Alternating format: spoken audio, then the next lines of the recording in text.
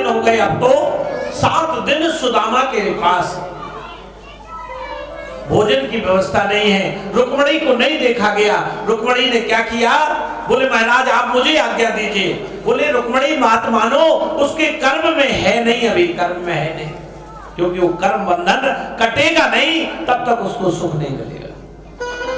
रुक्मणी ने चावल लिया, उसमें सोने की मोहरें डाली। बोले महाराज आप जाने क्या बात करते हो। सुदामा जाता था और सुदामा केवल 5 घरों में भिक्षा मांगता था, भीख नहीं, भिक्षा, भीख और भिक्षा में। अगर एक घर से उसको दिन भर का भोजन मिल जाया करता था तो फिर दूसरे नहीं जाता, संतुष्टि।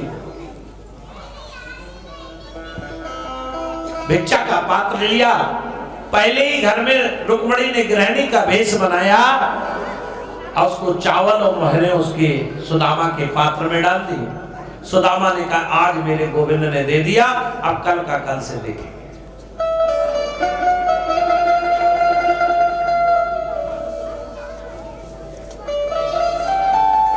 कल का कल से देखेंगे। अब सुदामा जी जैसे ही आ रहे थे, क्योंकि कर्म बंधन इतना तगड़ा था, तो 2 बैल लड़ते हुए आए और एक बैल ने सुदामा की पोटली में सींग फंसाया और सारा चावल बिखर गया। जो उसमें सोने की मोहरें पड़ी थी वो नीचे गिर गए।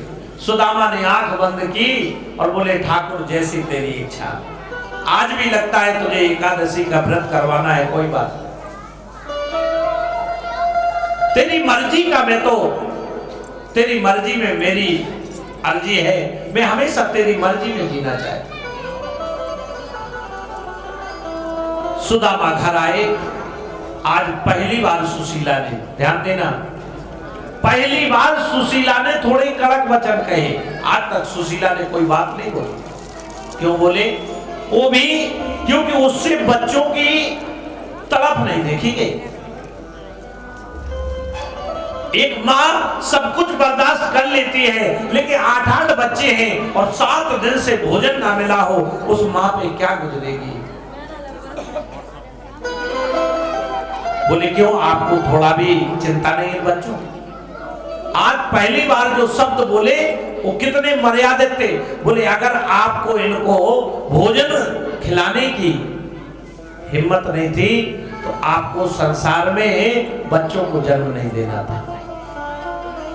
और इतना कहते हुए सुशीला इतनी रोई कि आज मैंने पहली बार अपने पति से ऐसी कड़क बात की।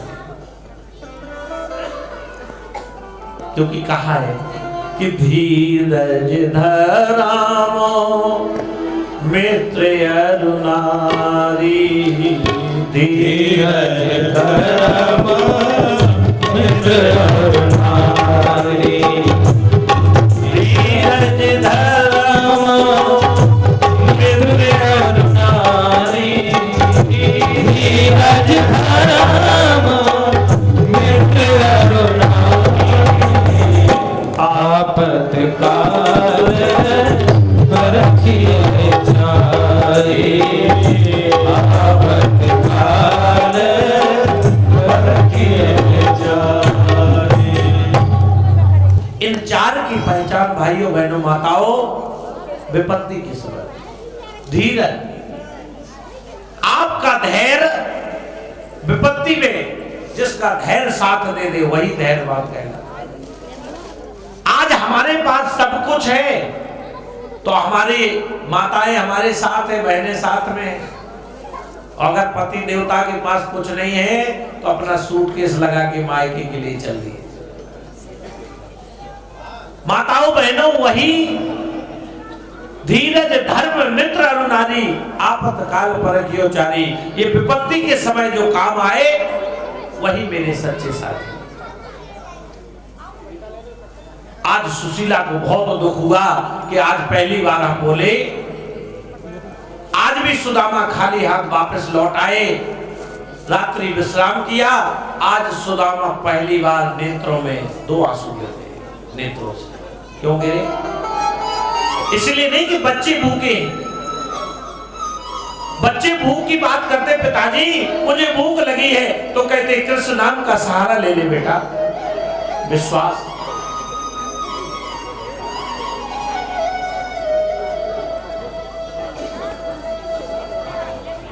भगवान के लिए विश्वास, इतना ज्यादा विश्वास था कि कह रहे बेटा तुम कृष्ण नाम का सहारा ले लो, तुम्हारी भूख मिट जाए। अब कृष्ण नाम से थोड़ी भूख मिटेगी, लेकिन विश्वास था उनका। आज इसलिए भगवान, आज इसलिए सुदामा रोए हैं, आंसू गिरे कि आज भगवान के लिए भोग लगाने को कुछ नहीं। बच्चे भूखे रहे उसके लिए नहीं रो, पत्नी के लिए कपड़े पहनने के लिए नहीं है इसलिए नहीं रो रहे हैं। लेकिन अगर आज आंसू गिरे, हे ठाकुर कम से कम इतना तो दे देता कि तुझे मैं वक्त पे भोजन लगा सकता। नेत्रों से झरझर आंसू गिर रहे हैं, हे प्रभु आज मैंने ऐसे कौन से कर्म किए थे कि तेरे लिए मैं भोजन नहीं लगा पा, भोग नहीं लगा। बड़ा दुखी हुआ सुदामा। सुदामा तो घर से बाहर निकल के भजन में बैठ गया।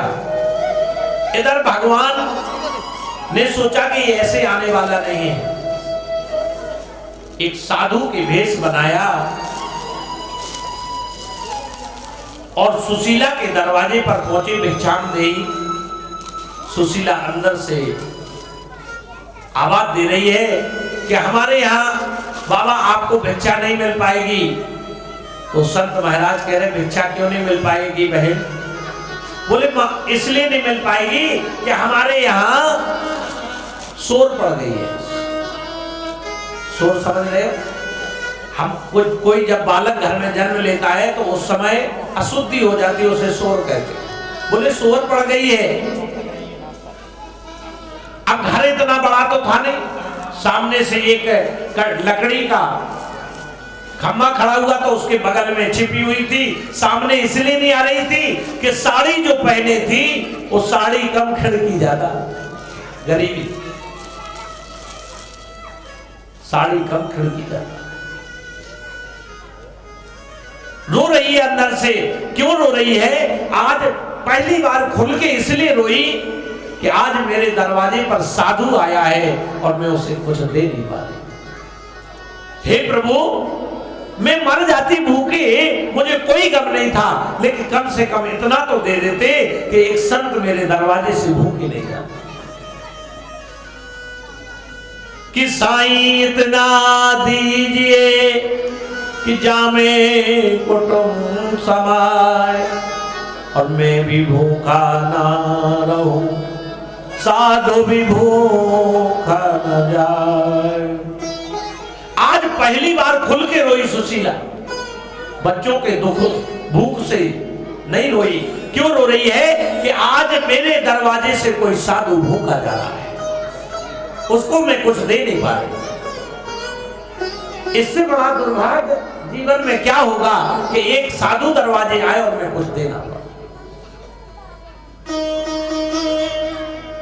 वो कौन थे? वो साधु के रूप में भगवान कृष्ण थे। कि सुदामा तो आएगा नहीं, इसलिए भगवान ने ही सुशीला से कहा क्यों तुम्हें पता नहीं है इतनी? बोले आपकी शोर काहे की पड़ गई? बोले महाराज मैं आपको कुछ दे नहीं सकती हूँ क्योंकि हमारे यहाँ गरीबी की शोर पड़ गई है। रोने लगी, मेरे यहाँ कुछ नहीं है, मैं आपको क्या दूं? भगवान जो संत के वेश में थे बोले तुम्हें पता नहीं है, तुम्हारे पति के जो मित्र हैं वो द्वारकाधीश हैं, उनके पास भेजो, ऐसी गरीबी क्यों भोग रही हो? वो संसार का पालन करते हैं, उनके दरवाजे जाओगे तो तुम्हारे लिए भी व्यवस्था करेंगे। आज शाम को जैसे ही सुदामा आए तो उन्होंने कहा क्यों जी तुम्हारे बचपन के मित्र द्वारकाधीश हैं? बोले हैं तो बोले उनके पास क्यों नहीं जाते? बोले काहे के लिए? अरे बोले उनके पास जाओगे तो कुछ तो बच्चों के, मैं अपने लिए नहीं कहती, मैं ईश्वर की सच्ची शपथ लेके कहती हूँ हे स्वामी मैं अपने लिए नहीं कह रही हूँ, लेकिन बच्चों ने क्या बिगाड़ा है? 7 दिन से भोजन नहीं किया है, हम माँ हैं और माँ का हृदय आज पिघल गया कि 7 दिन से बच्चे भूखे हैं। बोले अपने लिए नहीं मांग रही कि मर जाऊं मांगो नहीं अपने तन के काज और परमारथ के कारणे मोह नया वेला। हे स्वामी मैं अपने लिए नहीं मांग रही हूं, मैं भूखे मर जाऊं मुझे कोई गम नहीं है, लेकिन बच्चों ने क्या बिगाड़ा है। सुदामा मन में सोच रहे हैं कि जाने का मन होता है क्योंकि वो मेरा भगवान इष्ट है, लेकिन जैसे मित्र की भावना आती है तो कहते हैं कि 4 जगह जाने के लिए कुछ लेके जाना चाहिए। ध्यान देना, अगर अपनी बेटी के यहां जाओ तो कुछ जरूर ले जाना, क्योंकि बेटी को अपने मायके की मिट्टी भी पसंद होती है। उसको आशा रहती है कि मेरा भाई आएगा, मेरा पिता आएगा और कुछ लाएगा। इसलिए अपनी बेटी के यहां कभी भी जाओ तो कुछ लेके जाना चाहिए। एक और देवालय में कभी भी खाली हाथ नहीं जाना चाहिए। और एक गुरु दरबार में, भाइयों बहनों माताओं, गुरु दरबार में कभी जाओ ना तो खाली नहीं जाना। चाहे आप 2 केले लेके जाना, लेकिन केले लेके जरूर जाना। और मन में सुदामा सोच रहा है कि मेरा ये बचपन का मित्र है,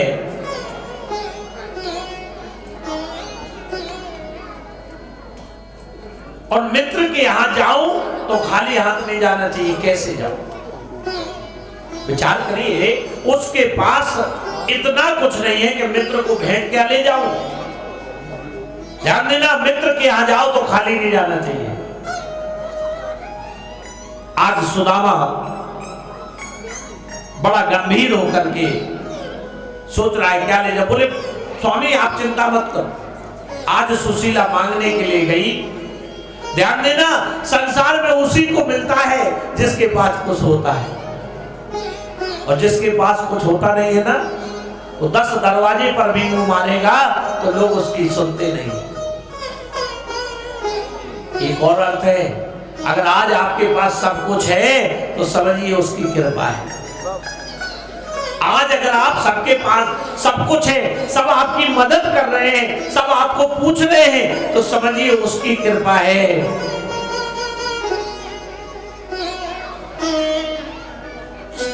जा पर कृपा राम की होई तो ता पर कृपा करे सब कोई। और जब राम की कृपा नहीं होती है तो सुशीला कई घर में जा रही है, कोई दे नहीं रहा है, क्योंकि संसार के लोग उसकी मदद करते हैं जिससे कुछ आस हो।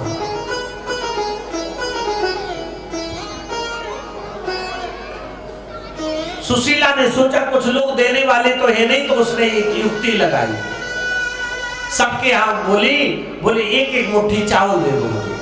तो 7 घर से एक एक मुट्ठी चावल लाई। चावल ला ले तो आई, लेकिन बांधने के लिए कुछ था नहीं, गरीबी। ऐसी गरीबी, हे मेरे सदगुरु महाराज, हे मेरे ठाकुर जी, हे मेरी गंगा मैया, इस संसार में अगर मानव को जन्म दो तो सुदामा जी जैसी गरीबी किसी को मत देना। एक पिता अपने बच्चों को पढ़ाना चाहता है और बच्चों की पढ़ाई के लिए उसके पास खर्च नहीं है, क्योंकि भोजन की व्यवस्था नहीं है। उस पिता से पूछो उसके हृदय में क्या गुजर है। या यूं कहें कि जिसने जीवन में गरीबी भोगी है, बैठे होंगे बहुत से लोग, उनसे पूछो।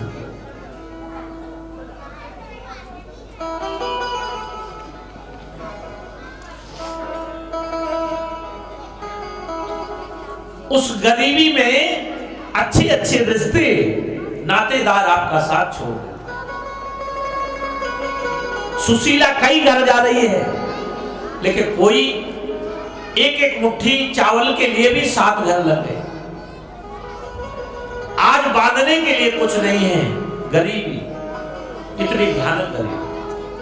हमारे पास तो सब कुछ है, लेकिन उस गरीबी में भी सुदामा और सुशीला ने भगवान का नाम नहीं छोड़ा, भगवान में आस्था नहीं टूटने दी। यहां पर संदेश है कि हमारे जीवन में कितनी भी कठिनाई आए, कभी कृष्ण से नाता मत तोड़ना, सदगुरु से नाता मत तोड़ देना। कितने भी संकट आए, लेकिन हमेशा सदगुरु के सानिध्य में रहना। एक ना एक दिन वो आपकी दुख जो है जरूर टूटेंगे। विश्वास पक्का होना चाहिए। कुछ बर्तन नहीं था, एक साड़ी का टुकड़ा भी दूसरे के यहां से मांगा, उसमें बांध दी। और 7 घर का क्यों दिया, इसमें भी राज है, क्योंकि वो जानते थे मेरे स्वामी कृष्ण मांगने वाले तो है नहीं, मेरे पति मांग नहीं सकते। इसलिए उसने मौन संकेत भेज दिया, क्योंकि एक घर के चावल से एक से रहते, और 7 घर के चावल लाई तो 7 घर के अलग अलग है। तो वो समझ जाएंगे, कन्हैया द्वारकाधीश समझ जाएंगे कि इसके यहाँ चावल नहीं, ये तो मांग कर चावल लाए गए हैं।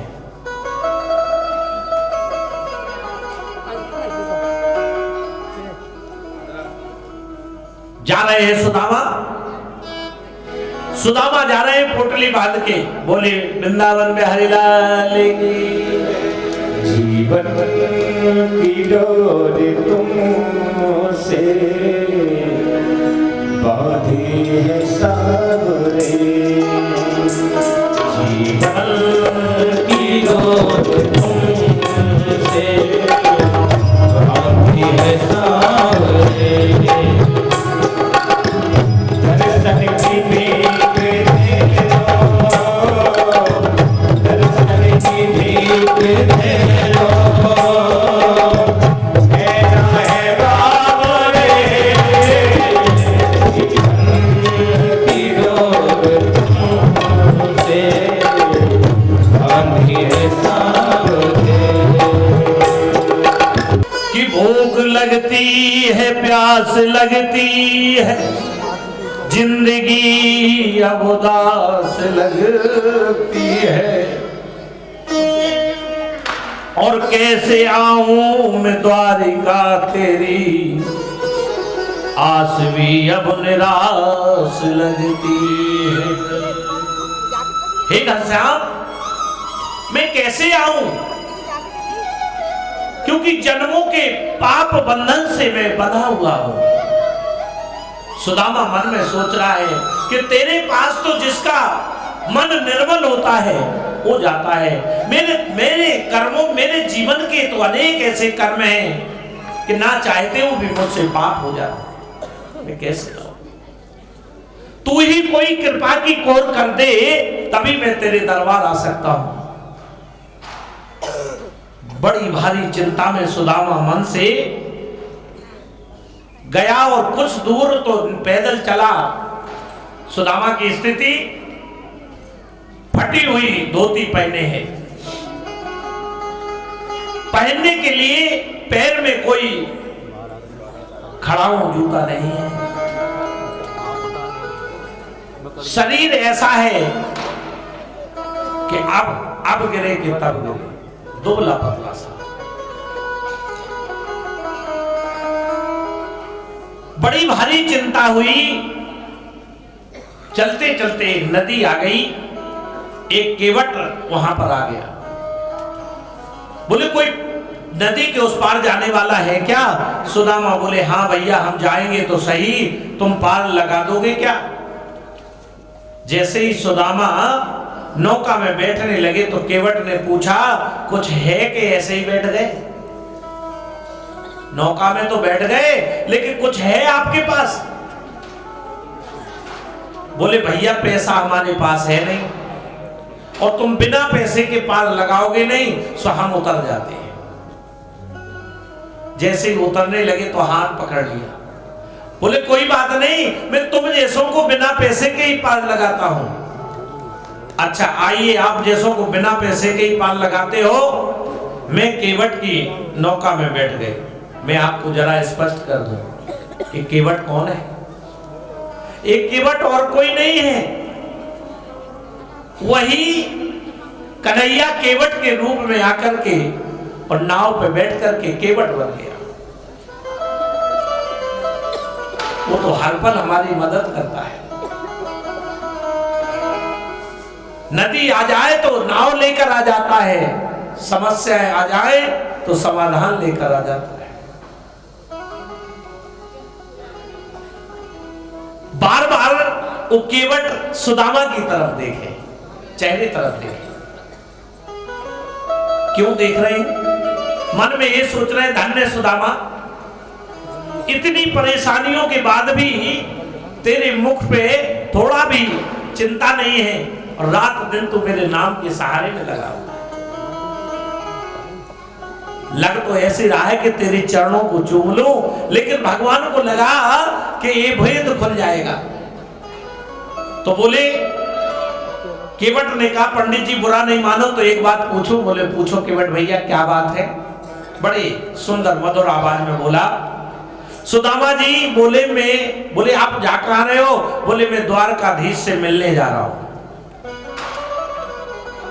बोले द्वारकाधीश से और आप मिलने क्यों जा रहे हो? द्वारकाधीश से मिलने का क्या मतलब है आपका? तो कह रहे तू क्या जाने, मेरे बचपन का मित्र है मेरा द्वारकाधीश। केवट बोला रहने दो महाराज, द्वारकाधीश और आपके मित्र, कहां द्वारकाधीश और कहां आप?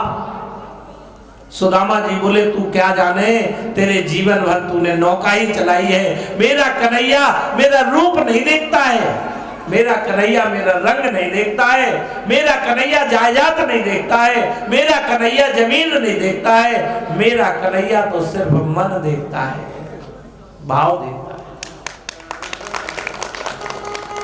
इस बात को सुनते ही केवट के रूप में जो कृष्ण हैं, उनके नेत्रों से अश्रु बह गए कि दुनिया बदल गई लेकिन मेरा सुदामा नहीं बदला। जैसे पहले था वैसे ही आज है।